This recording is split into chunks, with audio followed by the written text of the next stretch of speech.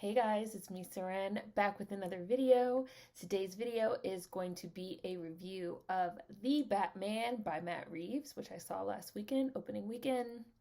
Let me start off by saying this review is going to contain spoilers. Spoiler alert, spoiler alert, spoiler alert, spoiler alert, spoiler alert, spoiler alert, spoiler alert. Spoilers. There will be spoilers. Spoilers. There will be spoilers. So I waited a little bit just so that, more people would have the opportunity to go see the film. I'm definitely going to be seeing it again for a second time. But if you have not seen the movie and you do not want spoilers, that is to let you know that there will be spoilers. This video will not be in my standard The Good, the Bad, and the Ugly format because, to be honest, I have no bad and I have no ugly. I loved this film. I adored it. I loved it from start to finish. I feel like I've been waiting for this film for like 2 years. Like I've been waiting for this film and I've been waiting for this film and I've been waiting for this film. I have done videos previously on some of the casting choices of this film, like when they first announced that Zoe Kravitz was going to be Catwoman. I did a video on that. I will include related videos, obviously, in the description box, like I always do. But I was really excited for this movie from jump, from the announcement back in like 2019 or 2020 that they were making this movie. And then the movie got pushed back several times because of COVID. And then there was like, it was kind of like up in the air about if it was going to have a theatrical release or if it was going to be on streaming. And I'm so glad that they gave this film a theatrical release because I really, you guys know, I like to see things on the big screen. I like to see things on the silver screen. We talked about this briefly during my last live stream where I talked about how, I'm one of those people that I have reverence for movies. I just do. Like, you go in and you sit in the dark and there's no phones and there's no distractions, and you can't pause and you're almost like you're in communion with the people around you, like watching up on the silver screen. I'm a cinephile. Like I'm one of those people. And I also really love Matt Reeves. He directed one of my favorite movies of all time, Cloverfield, which I loved. I saw Cloverfield like 5 times in the movie theater. I loved it from the minute I saw it. And I also really enjoyed his Planet of the Apes trilogy, which I might have reviewed, but I'm not sure. I don't think I did. But I really enjoyed his Planet of the Apes trilogy, especially the second one. I think Dawn of either Rise of the Planet of the Apes is the second one. I think it's Dawn of the Planet of the Apes, Rise of the Planet of the Apes, War for the Planet of the Apes, I think. And the second one is also one of my favorite movies. I love a tragedy. And it's just like a very Shakespearean tragedy. I just really love Matt Reeves' direction. So when I heard that Matt Reeves was doing a Batman film, I was like, yeah, sign me up. Like I'm on board. And they specifically brought Matt Reeves on because they wanted an auteur, which is a word that I did not know what it meant until recently, which is it's somebody that treats like movies and movie making as like an actual art form, like an artist. And so they wanted it to be more of an art house style film, which I definitely feel like came through. I do feel like Matt Reeves is a bit of a polarizing director. It seems like with a lot of his work, you either love it or you hate it. Like I knew people that like hated Cloverfield, and it seems like most people really enjoyed Planet of the Apes. But I would say that that's also probably prior to the Batman, his most mainstream projects that he's done. So I do feel like some of the reception to the Batman might also be a little bit polarizing just because of Matt Reeves' directorial style. It's, again, like they picked him as an auteur, and he has a very artistic style. I love his direction, and I love the style of this film. So let me just go ahead and start off there and get into it. I want to start off by saying I really enjoyed the pacing of this film. This film is like 3 hours long. It's like 2 hours and 50 minutes, something like that. Yet, for me personally, I know some people felt like the movie didn't need to be that long. I loved every minute of this film. The film did not drag for me. I have to say, while watching this film, I almost wore my Justice League shirt for this review, because I have to say, while watching this film, there were parts of me that kept thinking, like, why couldn't they just let Zack Snyder make his fucking 3-hour his 3-hour fucking Justice League movie from jump, or Justice League ended up being 4 hours, but his 3-hour Batman versus Superman from jump. Like, obviously they learned from that whole debacle of bringing on directors that have a vision and then not allowing the directors to execute that vision and forcing them to chop and screw their projects. They did the same thing to David Ayer in Suicide Squad, forcing them to chop and screw their projects and put their projects in this box, and also giving time limit and time constraints, because they gave Snyder and also David Ayer time constraints, like the movie can't be past a certain length of time. Obviously, Matt Reeves, who again they brought on specifically for his artistic direction, did not get those type of constraints. And I am fine with the running time of this movie. I just wanted to like get that out of the way. I felt the movie was paced extremely well. I actually felt like the movie had a rather frenetic pace that I really, really enjoyed. It did start off a little bit slow, but I liked that. I liked the slow introduction. I really enjoyed the narration. I thought that it was a really good job of, and I normally don't like narration. I'm normally on the side of CinemaSins. Narration. Ding. But I thought that it was actually some really good, really solid world building and really immersing us in this very gloomy Gotham City that's being overrun by crime. You guys know I love Gotham. I love Gotham. I've loved pretty much every version of Gotham that we've seen thus far. And I really liked how we were immediately immersed in this idea of Gotham as kind of this like dark, scary place. But yet now we have this vigilante figure that is like sowing fear in the hearts of criminals and really playing around with shadows and shadow work and the dark, right? And this idea of like, where's the Batman? Where's the Batman? You know, like, and they see the bat signal. I love the crudeness of this one, because it is year 2 Batman, which I did know. I knew very little going in because I did not want any spoilers. I didn't watch any trailers. I only saw one trailer, and that was a trailer that I saw in the movie theater while I was seeing something else. They gave me a trailer for the Batman, and it was the main trailer, which I thought was really well done.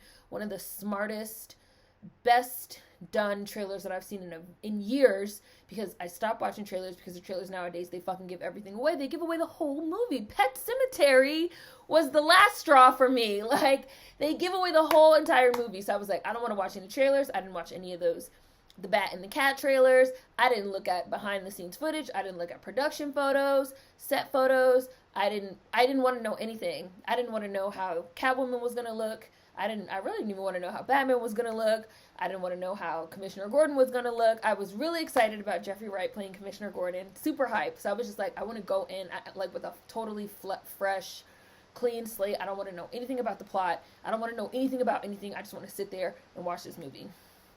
And so I loved the grittiness, it's year 2. So I did know that it was going to be year 2 Batman. So the sort of crudeness of the bat symbol. It's not totally smoothed over and polished, and the sort of the crudeness of Batman's inner workings and the way that he does things. He's obviously still trying to figure things out. We see he's like taking notes in this journal.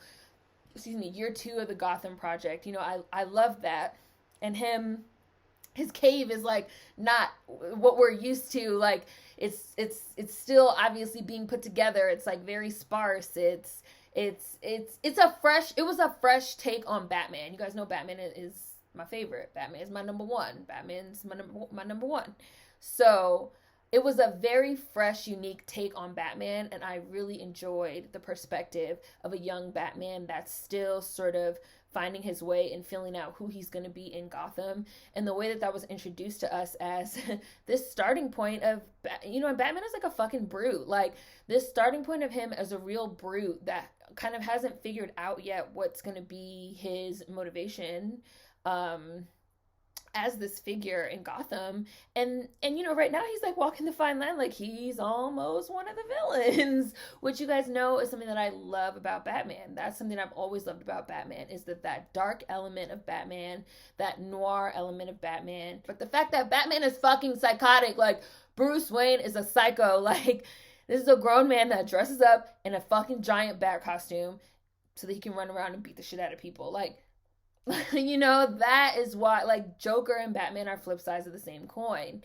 And I like that this film did not shy away from that, and it did not shy away from those darker elements of his personality. A lot of you guys know that Christian Bale, up until this point, I don't know if Pattinson has taken over Christian Bale just yet, but Christian Bale has been my favorite Batman because I personally, just me personally, I feel like Christian Bale is the only actor that's really gotten the damaged psyche of Batman. I feel like many of the other Batman iterations, my third favorite would be Michael Keaton. I fuck with Michael Keaton, but like Val Kilmer and even George Clooney, even though I like George Clooney, I love Batman and Robin. I know people hate that movie. They say it's like the worst movie of all time, but I love that film. It's like delicious, campy goodness to me.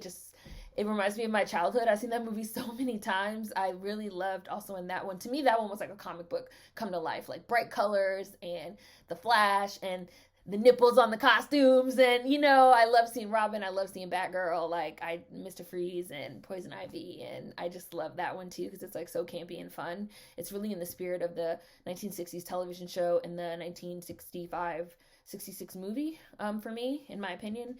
It's an acquired taste. I love it. But this is one that I feel really, you know, for a change, was a movie about Batman. It wasn't necessarily a movie about Bruce Wayne. And we didn't get this playboy, charming Bruce Wayne persona, which is a persona. That is a front that fucking Bruce puts on. And we're so early in the Batman origin story. It's sort of like before Bruce has had the time to figure out, like, okay, what is my persona going to be?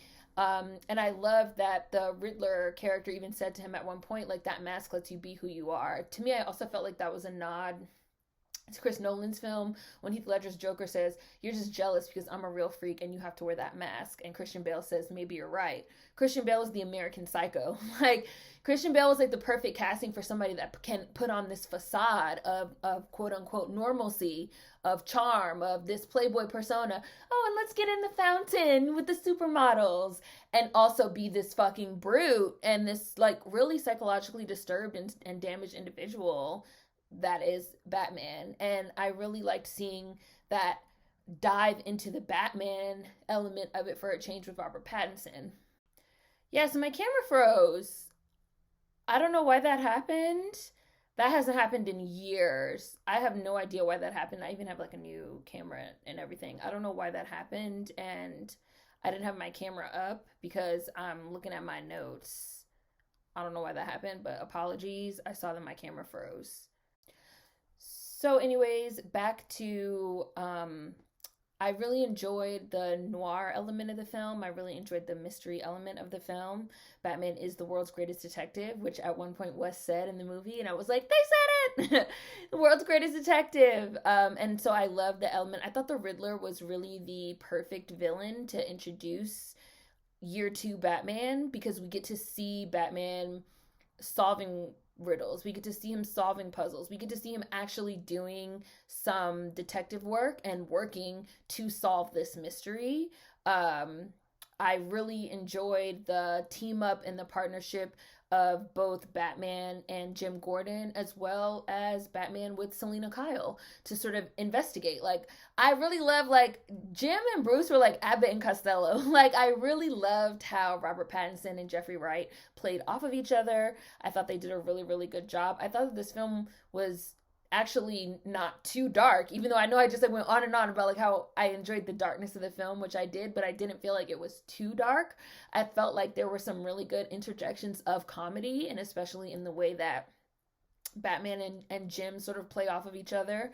It was like just the right amount of like pops of comedy and light here and there.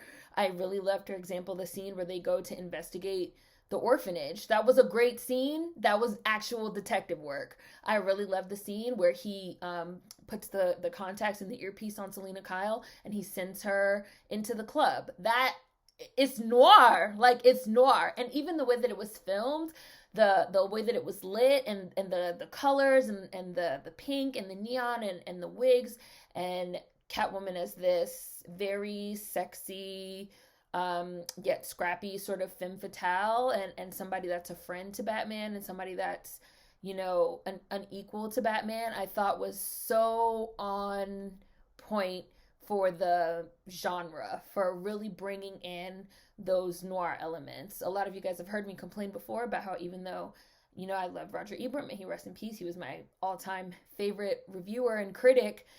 He did some reviews of Batman where he said noir doesn't work in the superhero genre because, like, the point of superheroes is to, like, be, like, bright and happy. And I was like, no, Batman was literally made as a noir figure, as a noir character, as like a hard-boiled detective. He's a dark character. It's a dark comic, Detective Comics. Like, that's supposed to be the whole point. And I felt like this was one of the, again, I do feel like sort of Chris Nolan obviously started this off with his series with Christian Bale, but this one I feel really sort of doubled down on those mystery and those noir elements and sort of pulling that into the films, the film franchise. So love that. I felt like, again, like, I love Matt Reeves' directing style. I feel like he has a really visceral directing style that just kind of like punches you in the gut. And in a lot of ways, this movie to me was almost like as if Chris Nolan and Zack Snyder had a baby. Like, because Zack Snyder is also a very visceral, very visual, giving you some really complex visual shots. This movie is almost like if Chris Nolan and Zack Snyder had a baby. I feel like it would be this movie.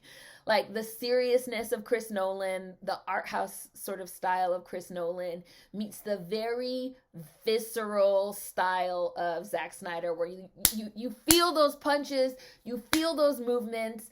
Batman is like this big presence. He's moving like a tank. Like, you hear this when he's walking, like, that, to me, it was like a perfect pairing. It was a perfect pairing, and I loved, to me, it really felt like Matt Reeves brought together so many of the elements that I enjoyed from both Zack's, even though I hate Ben Affleck as Batman, sorry, I hate Batfleck, but some of the elements that I really enjoyed from Zack Snyder's renditions, along with a lot of the elements that I enjoyed from Chris Nolan's renditions, kind of got finally brought together in this film. Again, I love the casting of this film. I thought everyone was cast perfectly. Loved Robert Pattinson as Batman. I don't know, which I've said before, like, I don't know why people were so against Robert Pattinson as Batman. I thought, as soon as they cast him, I thought he would be great for this role because I feel like, similar to Christian Bale, Robert Pattinson does have the ability to do charming, playboy, you know, whatever. We know he can do that, the heartthrob or whatever. And yet he also has the ability to do cold, to do calculating, to do damaged. He can do those things. He's shown that he has the range to do those things over the course of his career. So it's really interesting to me that people just, like, will not let fucking Twilight go, which was like, come on, like, that shit was like 20 years ago now. Like, can we let it go? Like, can we fucking please let it the fuck go? Like, he is now Batman, and fucking Kristen Stewart is fucking being nominated for awards for playing Diana Spencer. Like, can we let them leave motherfucking Twilight in the past, please? I really loved, again, Jeffrey Wright as Commissioner Gordon. I think he did a really great job. Well, I don't think he was commissioner. He wasn't commissioner yet, but I think he did a really good, so I guess he was Lieutenant Captain Gordon? I don't know.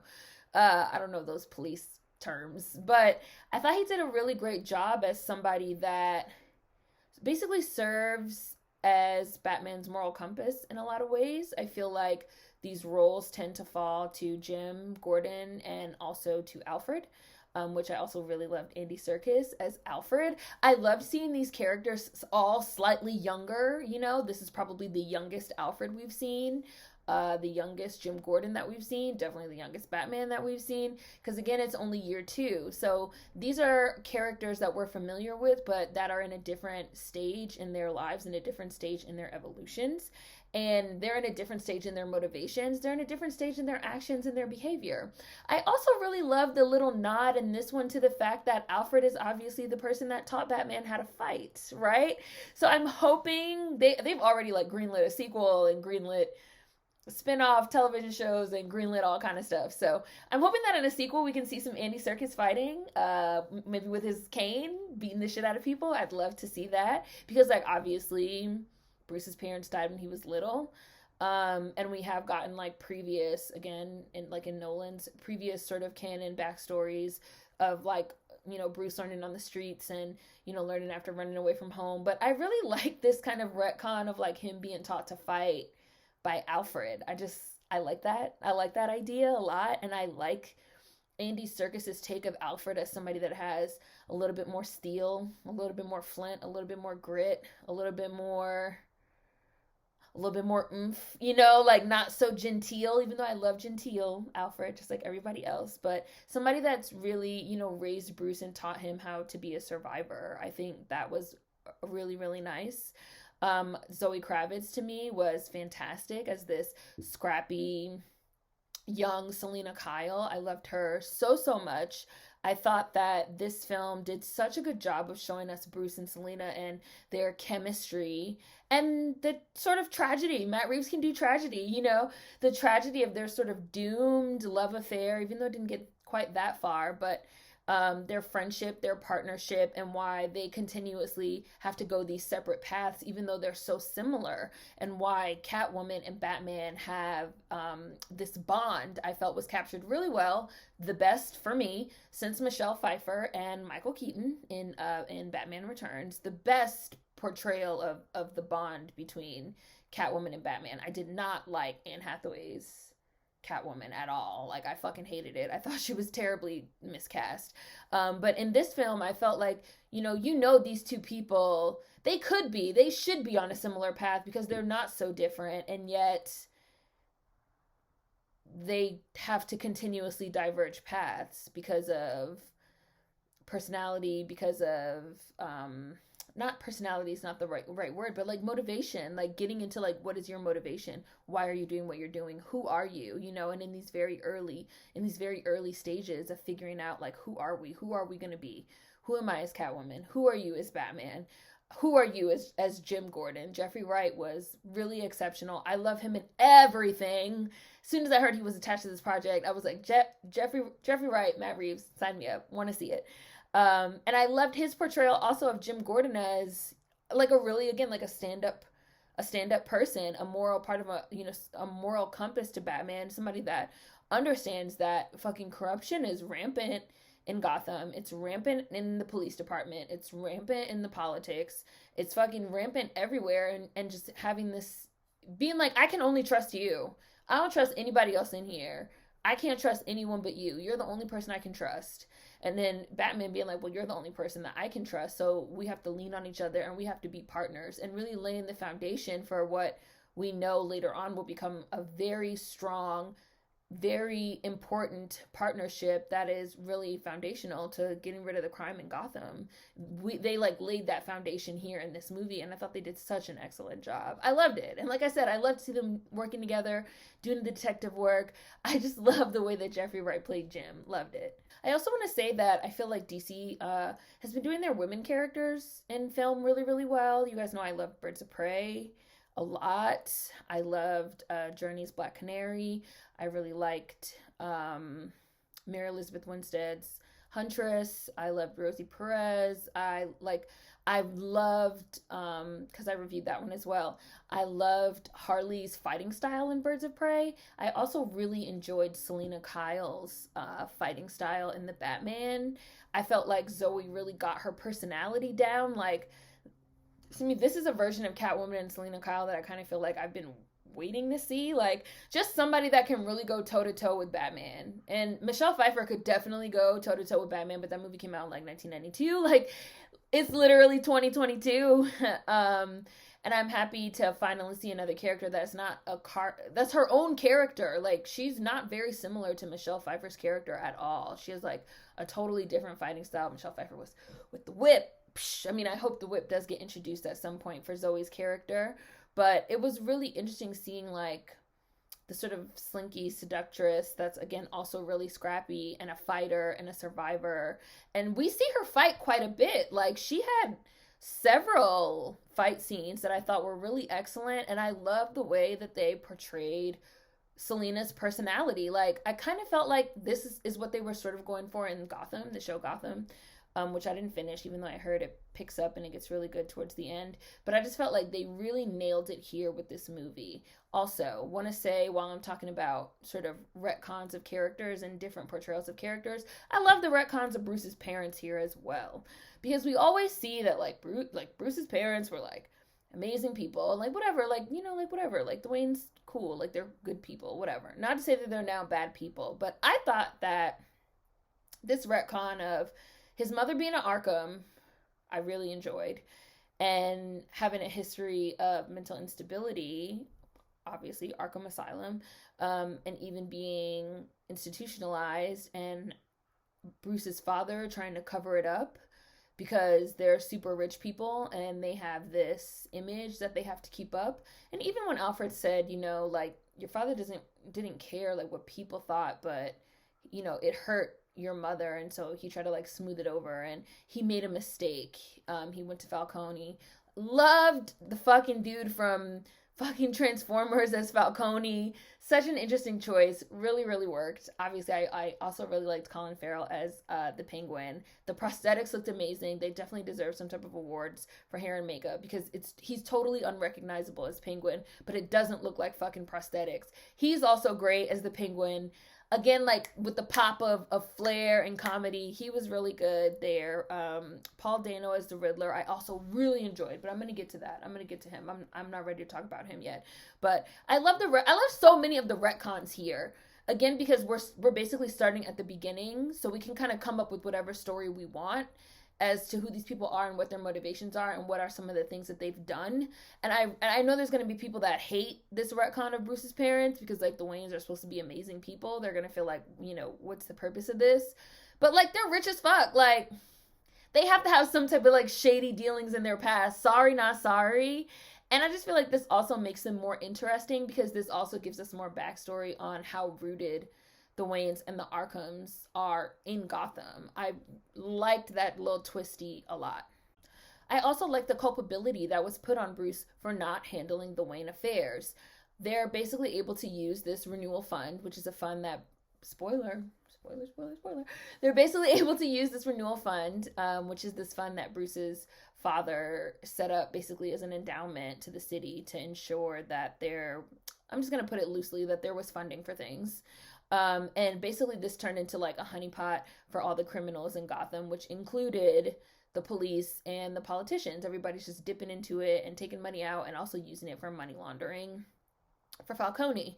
And there was culpability that was put on Bruce for not handling the Wayne affairs, because they're basically able to use the renewal fund for money laundering and steal the money because there's no oversight over it, which is your job.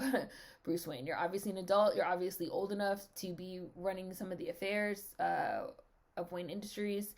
And this is a common complaint about Batman, right? That he could do well to use his power and influence to clean up Gotham the right way, rather than beating people up. Like, you're not dealing with organized crime on a level that you really could as Bruce Wayne. Instead, you go out and you beat up individuals as Batman because you're a fucking psychopath. You can't just be Batman. You can't just be Batman. You can't abdicate your responsibilities as Bruce Wayne, because, like, in a way, like, you also run this city. And I thought that was really interesting to show again for a year 2 version of Bruce Wayne. Like, I know that, and Rob has also said repeatedly that he deliberately didn't do the Playboy persona. He deliberately didn't do the charming Bruce Wayne persona. He deliberately wanted to show a version of Bruce / Batman that is more Batman than Bruce. Someone that is deliberately abdicating their responsibility. Somebody that doesn't want to have anything to do with Bruce Wayne anymore. Somebody that doesn't want to be Bruce Wayne anymore. Which we see him get into it repeatedly with Alfred about, like, the investors are coming over for the breakfast, and, oh, is Bruce Wayne gonna make an appearance today? You know, and just being like, I don't give a fuck, like, this shit doesn't matter. It's like, but this shit does matter, and you are gonna have to take oversight of your business and the things that you're in control of in the city, because you can also, you know, make a difference as Bruce Wayne as well. I felt like this was touched on again in the Chris Nolan version, especially Batman Begins with Katie Holmes. But I felt this movie, The Batman, really hammered that point home, because it turns out that the renewal fund is what's really being used to fund crime in Gotham. So you could say in a way, like, Bruce, you're the one that's funding crime. You're trying to fight crime by going out and fighting individual little bad guys. Oh, you saved this dude on the train from some random little gangsters. Oh, wow. You're making such a difference, Bruce. Like, but in a way, like, you find out that, like, your fund is what's directly funding organized crime in Gotham. So, like, you're gonna have to play the Bruce Wayne role. So you're gonna have to introduce the Bruce Wayne element back into your persona. You can't continue to run from it because it's hard. It's hard to be Bruce Wayne, and you have to, like, deal with this trauma of your parents dying and, like, all this shit that, like, you don't want to deal with. They really put that front and center in this film with what you think is sort of the main plot, but then it turns out that that's not even, like, that's, like, the tip of the iceberg. So I really appreciated that culpability was placed on Bruce, because, like, he, you know, it's the early years. So now, again, like, we're laying foundations for what we see coming on later on, which I really, really appreciated, you know. And as I said earlier, you guys know my favorite thing about Batman is how thin the line is between him and the villains, which that becomes the main driving force of this film. Not just like, oh, Falcone, or who's the rat, or the renewal fund is being used to fund organized crime. Once we really start getting deeper into some of the Riddler's motivations, which his motivations are not just to sort of, like, go after, because in a way, like, the Riddler's doing the exact same thing as Batman, right? Like, he's going after the quote unquote bad guys. He's going after the people that pretend. He goes after the DA. He goes after the actual commissioner. He's going after the people that pretend that they're on the right side and they're doing the right thing, because he knows that they are stealing money from the renewal fund. He knows that they're taking fucking back money to not try cases. He knows that they're fucking hanging out there in the pocket of Falcone. And I kind of feel like it was implied that, like, the mayor, like, beat a bitch up. Like, Zoe Kravitz's friend had, like, a black eye. Like, did the mayor beat her up? Like, you supposed to be this, like, upstanding citizen, quote unquote family man, but you out here, like, beating girls up. Like, girls, that's not your wife. Like, you know, like, in this shady ass club. So, and, like, and he's, at the end, the Riddler, not to get too into that, because I'm going to get to that, but, you know, he says to Batman, like, you were my inspiration. Like, I saw what you were doing, and I said, you know, I can do that too. I can also be vengeance. I can also go out to the people that I feel have wronged me. I can also go after the people that I feel like have wronged this city. Why are you not on my side? And there was also even an element of that with Catwoman, where Catwoman wants to kill Falcone, and she's like, we know that, like, he's the bad guy. Like, we know he's the person that's, like, facilitating everything and facilitating all this murder. And, you know, like, we know that, like, this dude over here strangled my friend. I have a literal recording of it. Like, how can you tell me not to kill him?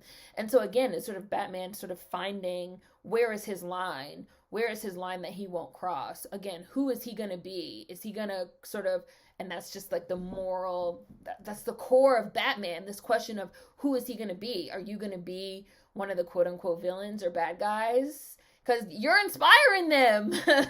You know, like, they're looking up to you. They feel like if you can do it, if you can fucking dress up and go do whatever the fuck you want, why can't I? Like, what makes you different from them? That's the core question of Batman. Like, what makes you different from them? And that being a main driving force of this film, I loved so much. And the obsession of the Riddler with Batman, because, again, like, in a sense, he's one of them. You know, the police and people in the city being afraid of him. They're scared of him. He makes them scared of the dark, and viewing him as a fucking freak, which is what the police says, like, you're a freak. You know, like, they don't view him as being on quote unquote their side. And it's sort of like, well, and why should they? You know, like, he's kind of not on their side, especially because most of those motherfuckers are corrupt. There's a lot of playing around with good and evil and morality and corruption. Like, what is it to be moral? What is it to be corrupt? What is it to be on the good side? What is it to be on the bad side? What is it to be a hero? What is it to be a villain? You know, like, it was a really good early Batman story with a lot of lessons learned for him. I liked the moral lesson of wanting to be vengeance versus being a symbol of hope and offering people hope, even though every time somebody says symbol of hope, Superman, my mind goes straight to Superman. So, what you guys know, I love Henry Cavill as Superman, love.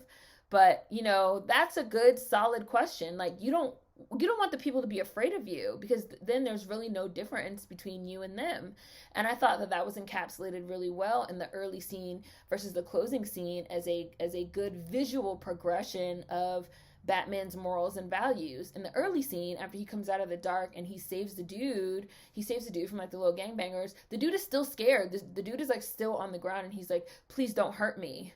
Like, he's afraid of Batman. He thinks that Batman is going to hurt him or do something to him. Versus the end, when he lights the flare to lead them out of the flooded, I don't know, Superdome-esque building. And at first they're scared, and then they follow him out. That is the difference between being quote-unquote vengeance and being a symbol of hope and offering people hope. That is the difference between you being a quote-unquote villain and you being a quote-unquote hero. And that vengeance is ultimately self-serving as well. And I feel like Matt Reeves does I've said he does tragedy really well. I also feel like he does moral ambiguity very well. And I just felt like all of these portrayals of these morally ambiguous figures, which Batman is full of morally ambiguous figures, like that's the bread and butter of the story, were just great and excellently executed. So, speaking of Batman leading the people out of the water, that was a beautiful shot with the crack of the flare and the red light and the red water and the overhead shot of Batman leading the people out and the people behind him. Beautiful, beautiful shot. There were some beautiful, great fucking shots in this film. Some beautiful cinematography. You guys know me, I'm a sucker for good cinematography. The car chase in the rain, where he's chasing the penguin. Oh, worth the price of the ticket alone just for this scene. I didn't know anything about this scene. I didn't know when the scene was coming. The end of the chase was in the trailer, which I kind of wish the end of the chase hadn't been in the trailer, but whatever, you know, they really don't show the scene. They just show him like walking, like him coming out of the fire and him like walking towards him at the end. But the scene, oh my God, from beginning to end. So I'm like watching it, Catwoman and Batman, and they're there and they're trying to take the money, da da da da da. And then Batman disappears and Jim is like hiding behind the door and Selina's hiding behind the car. And then all of a sudden, I was like, oh, the Batmobile! And we see this early Batmobile, some awards. You guys know I don't give a fuck about awards, but I'm just going to say, like, some awards are also deserved for the sound editing, because I felt it. I felt it in my chest. It was so loud. It was like, do, do, do, do, do. And then, bam, and then off they go. Oh, gosh, and the way that it was shot in the rain, car chase in the rain, it was just shot in this, like, really disorienting, but not like Michael Bay disorienting, not like Transformers where it literally just looks like this and you're just like, what am I looking at? I can't see anything. Like, disorienting in the sense of like a car chase would naturally be disorienting. Like, they're switching lanes and they're on the highway and they're driving the wrong way and penguin's crashing into motherfucking 18-wheelers and trucks are flipping over and fire and shit is exploding. And then Batman goes up over the thing and he comes out and Penguin's in his car upside down and Batman gets out and he's walking towards him and here goes the music. Dun, dun, dun, dun, dun, dun, dun. Which I love the music for this film. I love the score. I think the dude's name is Michael G. I can't pronounce his last name. I think it's Italian. Giacchino, something like that. And to me, this music is very reminiscent of Darth Vader, Star Wars, very reminiscent of the Imperial March. And I know that this dude, I think his name's Michael. Let me look it up, his name. Michael Giacchino. Okay. Michael Giacchino did the music, he did the score, he did this new Batman theme. Dun, dun, dun, dun. And he trained under John K. Williams, who's made like every theme you've ever heard in your life. He did the Harry Potter music, he did the Star Wars music, E.T., Indiana Jones, Jurassic Park. He's done like every score you've probably ever. He did the original Superman score, the 1975. And so that when I hear this Batman music, a part of me even hears like dun dun dun dun dun dun dun dun dun dun dun dun dun dun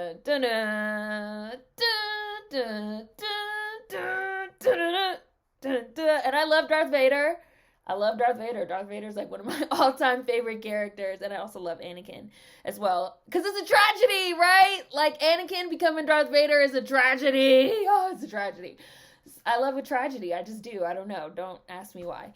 And so the darkness of the theme, the foreboding nature of the composition, I thought was so excellent and so good for Batman, and so good in that scene, that car chase scene. That car chase scene is worth the price of admission just for that scene alone. I loved all of Batman's fight scenes. I loved his suit. Again, I love that he kind of moves like this tank. He moves like a tank. I love how brutal he is. I love that he uses his batarang as like in the suit. I love that. I love that this Batman makes mistakes. I loved, seeing him fly with the wingsuit, the wing glider suit, which is much more practical than what we've seen previously. And then he kind of fucking eats it at the end, like he makes mistakes. Like he gets fucked up. He gets fucked up in this one because he's still feeling out, what is he doing? And I love seeing that. Like, he's not perfect. He doesn't figure out the end game quick enough to stop it. But before I get into that, just a few more things I want to say. I also loved, this was like also one of the standout scenes for me. I loved the out of focus scene when Riddler attacks the DA in the car. Like, the whole scene is shot out of focus. I loved that. That was so interesting to me. That was such an interesting choice.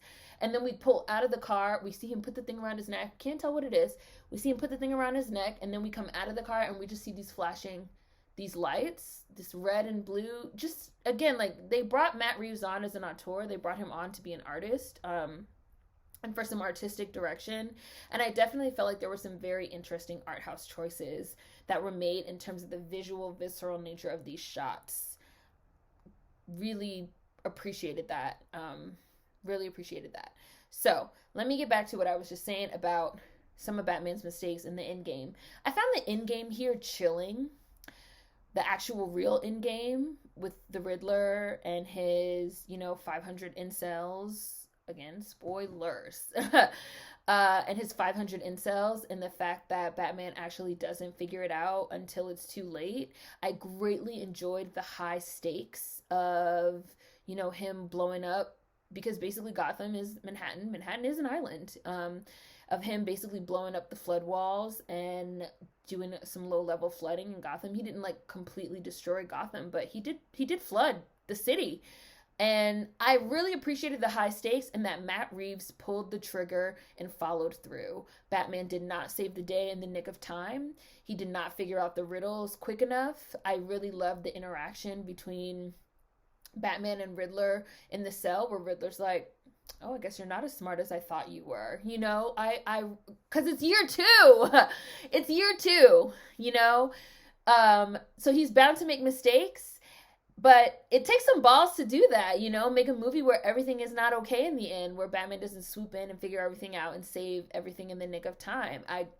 Those are some high ass stakes. Like, a lot of people would have died, had to have died. Like, if we're, thinking about it in terms of reality, that's high stakes. I feel like Matt Reeves does high stakes confrontation and conflict really, really well.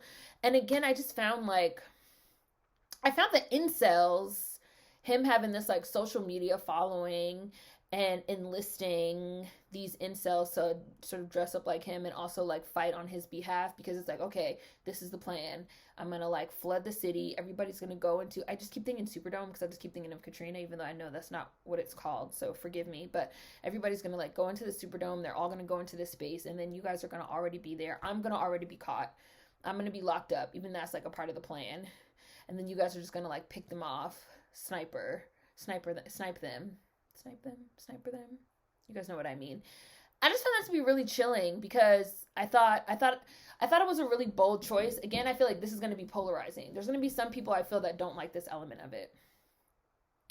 I feel like it was a really bold choice to bring something that's very real world into comic book world. I don't know how else to describe it. Like, people don't dress up like giant bats in real life and run around fighting crime. Like, that's just not something we do. Um, so there is always this element of surrealism to watching any of these movies. And I know a lot of people say that that's why they like these movies, the escapism element, blah, blah, blah, whatever. Um, and so I know that I feel like it was a bold choice to bring something that was like that much of a real world element into the film.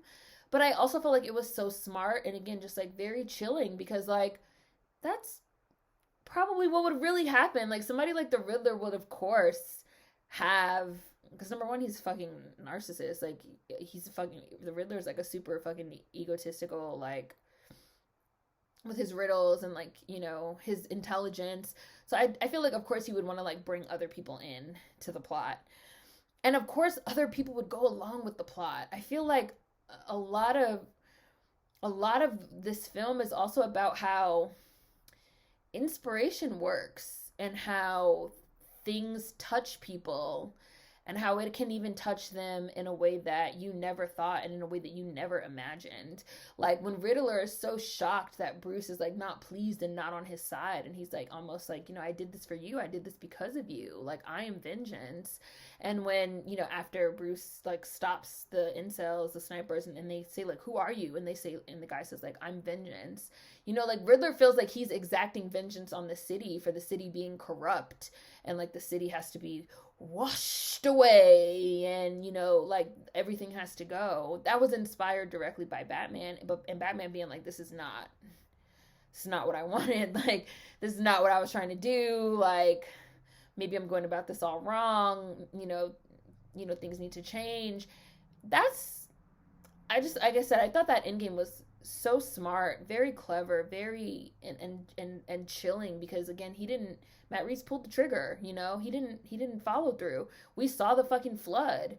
And then we did end up seeing again like that really excellent scene where Batman lights the flare and becomes, instead of something that scares people, someone that helps them and ultimately sort of finds, it's almost like he has a redemption arc, like, and almost sort of finds again like who he's gonna be. Like, I don't want to be vengeance. I don't want to scare people. I don't want to be the same as you, Riddler, Joker, even Catwoman. I want to be something else. I want to be somebody else. And if I'm going to inspire people, I don't want to inspire them in this way. I don't want to touch them in this way. And I thought that was a very powerful, again, moral message that we saw really get accomplished over the arc of the film, a complete hero's journey. I did forget one thing that I want to say, and this might seem like a minor thing, but I do want to say it because it was written in my notes. I also really love the set design. Awards are deserved for the set design. I thought the set design was excellent. Gotham Square Garden. I want to sign this as Gotham Square Garden in my house. I thought all the sets were so good. And I also so loved the design of the Wayne Manor. It's just like gothic. It was like very gothic. I was wondering, I was like, how are they gonna go with it? Like they've always gone pretty gothic, but like is it gonna be more modern? Like how are they gonna go? They really lean into like the gothic element, almost like a southern gothic element even. I love the design. I love the set design. Now nothing is touching the set design of Selena Kyle's apartment by Tim Burton, Hell Here, and the neon lights and the pink walls. Nothing's touching that. But I also liked the design of like her apartment and like the cats. I thought the set design was really stand out and solid here as well. And I also just feel like Matt Reeves did a great job keeping the reins of this film tight. Because there's been other films where I haven't liked where they tried to introduce a real world element. I really didn't like in Wonder Woman 1984 where they introduced characters that were obviously supposed to represent like Donald Trump and stuff like that. Because I feel like it tends to be a little too on the nose and a little too preachy, maybe. And yet here I felt like it was done just in a way that was so scary. Like there were definitely like people were saying that like, is this Batman movie going to be like a horror movie? And there were definitely elements of the film that were horror elements, which Matt Reeves likes to play around with. There were elements of Cloverfield that were the same, and I feel like it was done in a way that wasn't too on the nose, that wasn't too preachy. Like he was trying to preach a message to us. It was just, again, like I felt like it was grounded. It was really grounded. It was a very good, again, like a really good mix of, like I said, almost like if Nolan and Snyder had a baby, like a really good mix of that visceral comic book come to life energy, which Snyder loves, but also being very grounded take, a very serious contemporary take, which is sort of what Chris Nolan introduced with Batman Begins and with his trilogy as well. And for me, this just like struck the really all the right notes of having a very chilling, very compelling villain and villain story with a very hardcore endgame that also did pull elements of the way that, shit spreads in our real life and reality, and roping other people into getting involved in things like this, and how, sometimes you can't swoop in and save things in the nick of time. And again, that hero's journey, that moral arc of Batman figuring out in this year 2 storyline who he's going to be. And I thought that Rob did an amazing job. Loved his portrayal of Bruce and also Batman as like dark as fuck, weird as fuck, like psychotic and off, because he is that. And again, really showing us Batman and not this like Bruce Wayne like charming persona, like that not even being there yet. Us just really seeing like the raw formation of Batman and the really damaged psyche of Bruce, and how this is kind of a way of him working through that with this Gotham project and figuring out who he's going to be.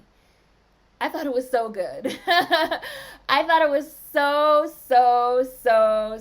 good. Loved it. Loved the cast, loved the acting, loved the story, loved the visuals, the cinematography, the music, the score. It was a A++ for me, and I'm definitely gonna say it again, maybe a few more times. So I know this was a long review, but this is a 3-hour movie. I had a lot of notes, had a lot of stuff to get into, so hopefully you guys enjoyed this one.